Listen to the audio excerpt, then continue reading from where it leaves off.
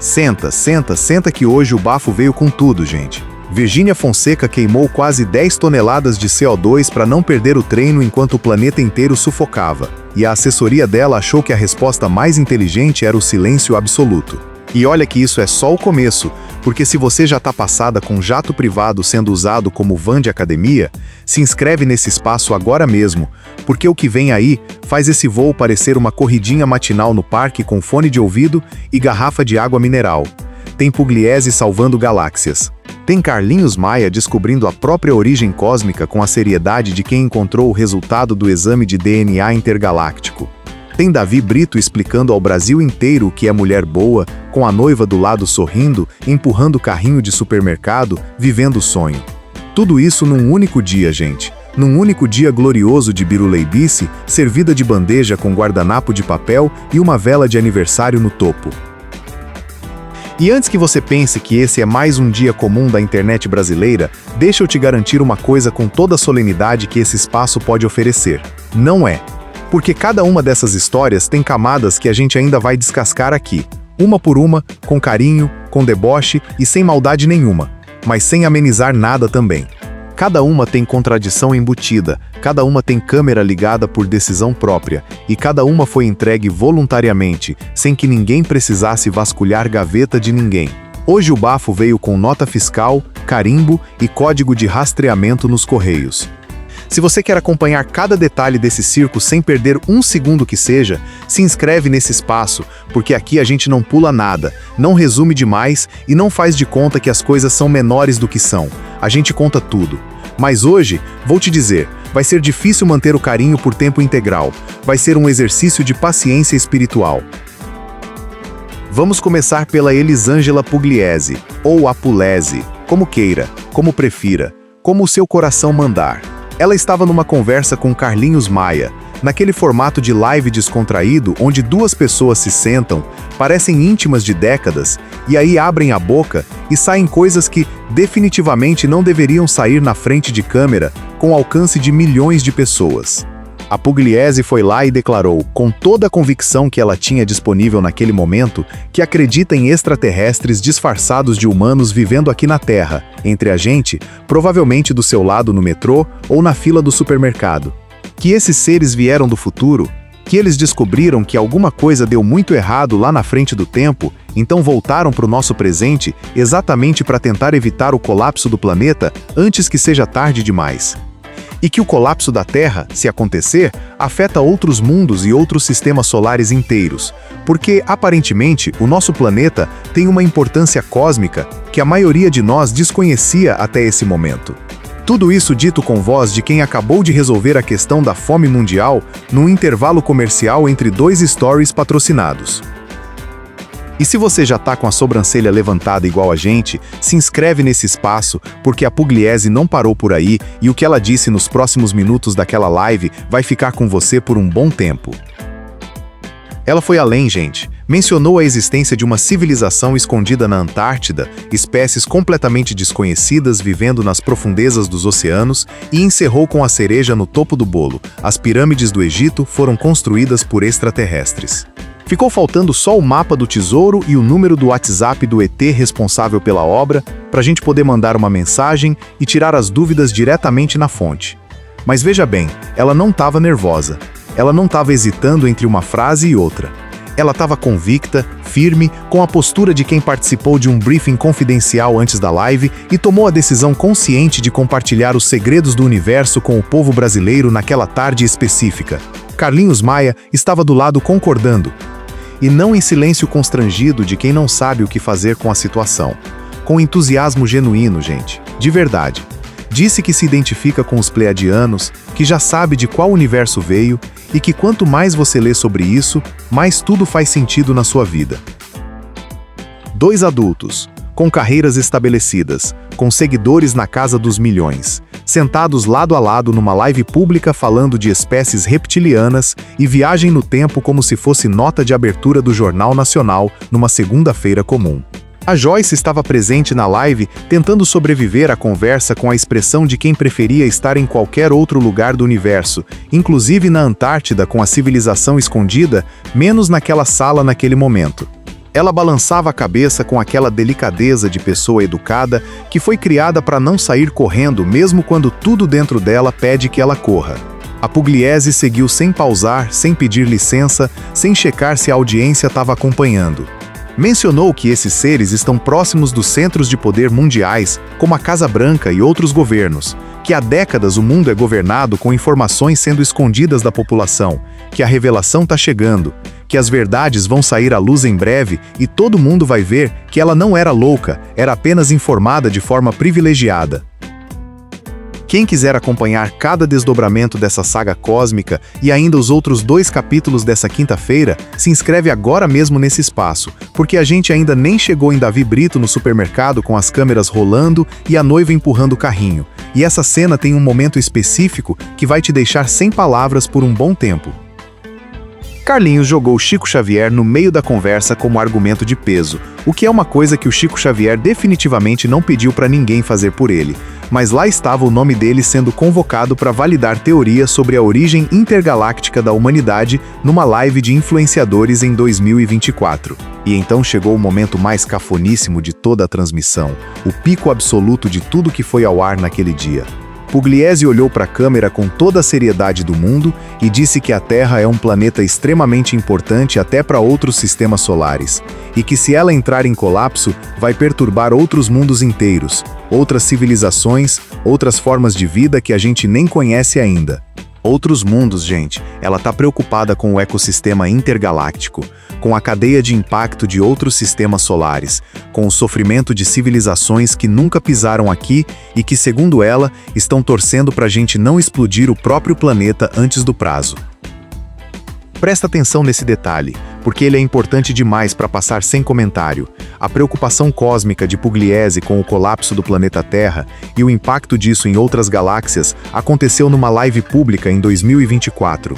A mesma Pugliese que, não muito tempo atrás, fez aglomeração durante a pandemia e disse que a vida tinha que continuar, que parar tudo era exagero, que não dava para ficar em casa com tanto sol do lado de fora. A mesma pessoa, o mesmo corpo, a mesma boca. Então ela não estava disponível para salvar a Terra quando a Terra precisava de distanciamento social e máscara no rosto, mas agora ela está prontíssima para salvar outros sistemas solares que ela nunca visitou.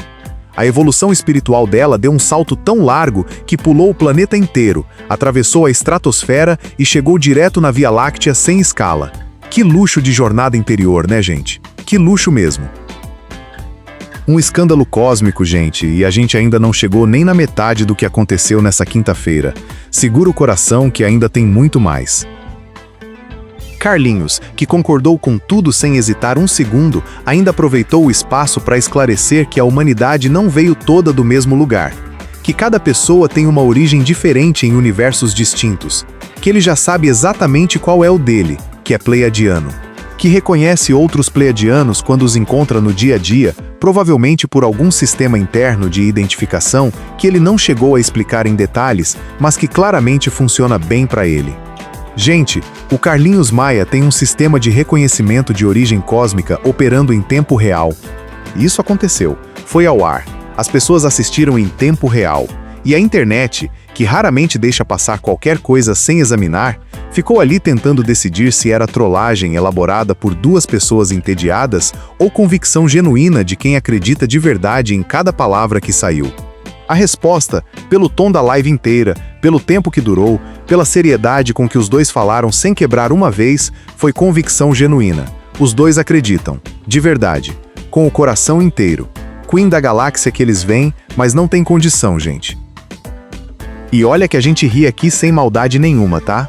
A gente ri por rir, com carinho, com deboche afetuoso, sem crueldade.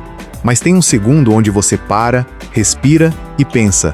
Essas 2 pessoas têm acesso a microfone e a plateia toda semana, com alcance real sobre a cabeça de milhões de pessoas, e estão usando esse espaço para confirmar teorias sobre civilizações subterrâneas e origem pleiadiana da humanidade, como se fosse fato estabelecido por fonte confiável. A responsabilidade que vem com esse alcance é proporcional ao tamanho da plateia, e nenhum dos 2 pareceu calcular isso por um único segundo durante aquela live toda. Isso é um bafão de proporção cósmica, literalmente, e o advérbio aqui não é exagero, é descrição precisa. Agora, Davi Brito, enfim. Carlinhos Maia foi falar com Léo Dias e contou que pagou os honorários de Davi para ele enfrentar Rico num ringue lá no rancho. Davi pediu R$200 mil para comparecer ao evento. A quantia foi considerada alta para quem estava organizando tudo e bancando a conta.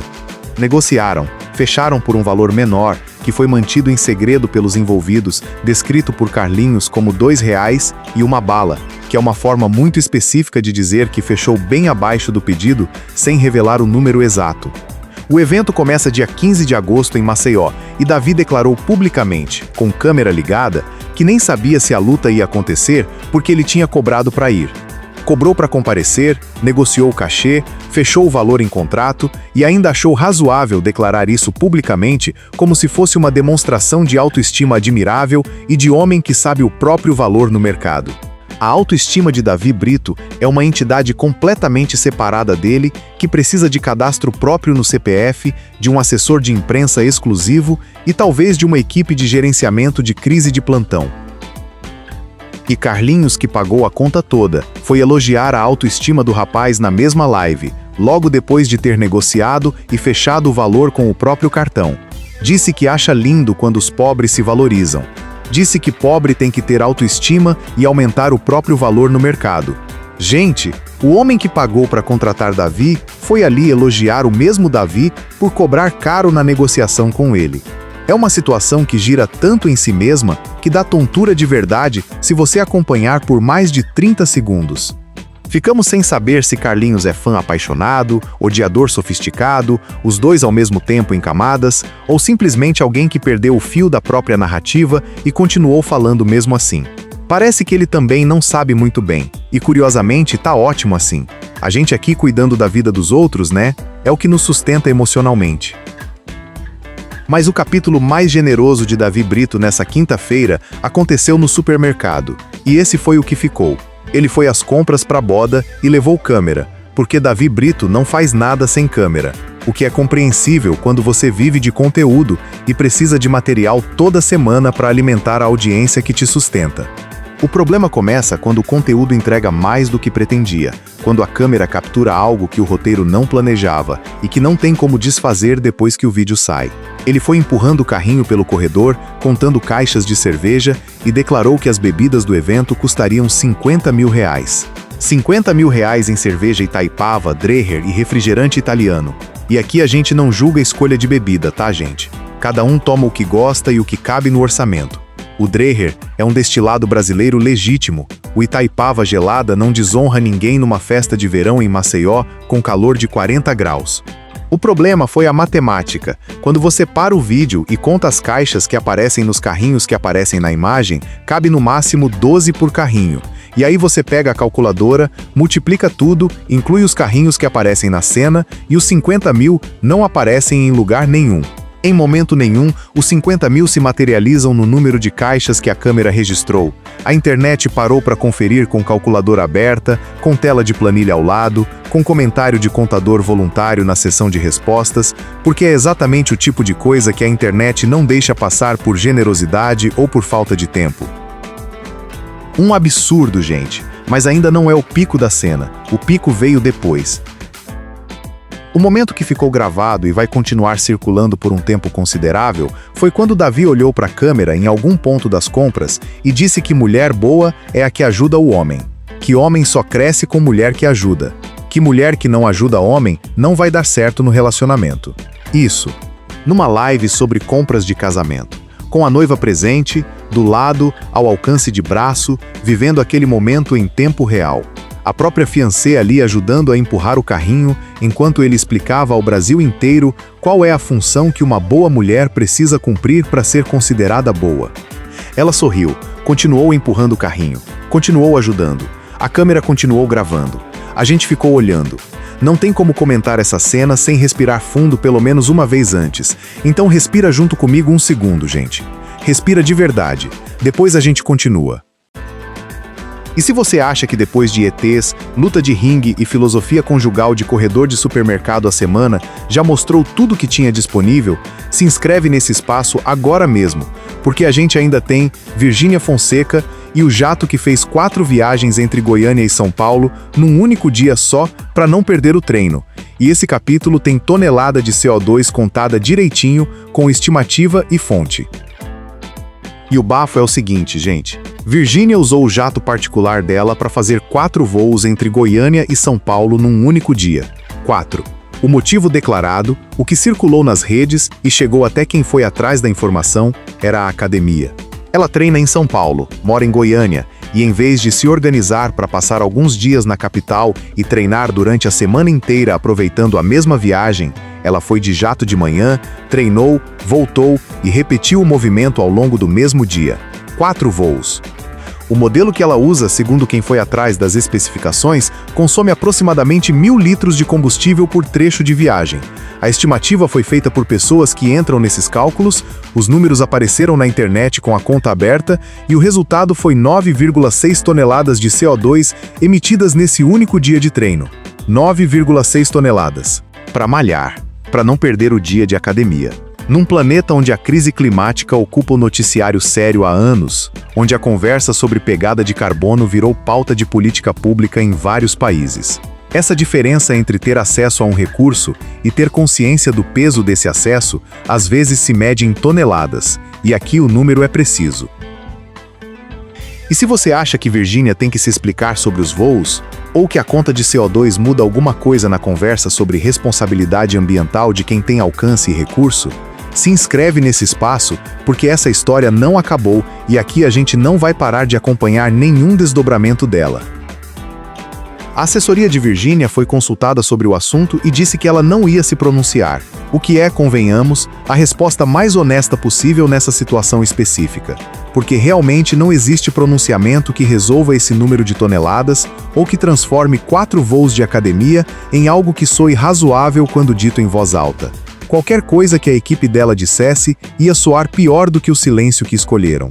Então ficou o silêncio, e veio Ellen Roche, que foi a primeira a jogar luz no caso de forma pública, levando o assunto para uma discussão maior sobre uso irresponsável de recurso e o contraste entre o discurso de consciência ambiental que circula nas redes sociais e as práticas reais de quem tem dinheiro suficiente para fazer o que quiser sem prestar contas para ninguém.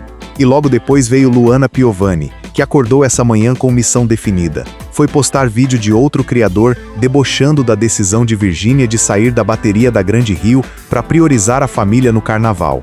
Luana mandou aquele recado suave de quem deseja tudo de bom e faz questão de que você perceba exatamente o quanto. Envenenou a mensagem numa embalagem de bênção, entregou com um sorriso cortês e foi descansar. Virgínia respondeu como costuma, não respondendo diretamente, e os fãs foram fazer o trabalho. A internet ferveu do começo ao fim do dia sem parar um segundo.